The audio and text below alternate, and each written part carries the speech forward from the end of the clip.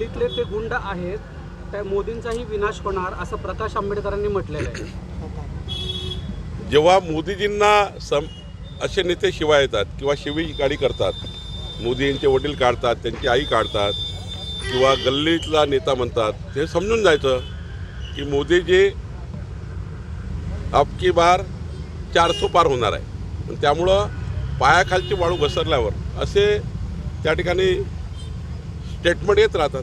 माझे खासदार जे आहेत गजानन कीर्तिकरजी जे आपले सहयोगी पक्षाचे खासदार आहेत ते असं म्हणतायत की तुम्ही संसद ताब्यात घ्या, 400 पार कराने जर संसद ताब्यात घ्या, पण जे ईडी लावण्याचा जो प्रकार आहे तर तो बंद करा. कुठेतरी भाजपने आणलेली ही संस्कृती असं उपरोधिक टोला त्यांनी लगावला आहे. यापेक्षा जास्त कारवाया काँग्रेस सरकारच्या काळात झाल्या आहे चिदंबरम असताना, आणि ह्या कारवाया काही भाजप करत नाही. तुमच्या सर्च रिपोर्टमध्ये येतं. आजकाल तर इन्कम टॅक्सचं आपल्याला नेहमी प्रत्येक वर्षी भरावं लागतं.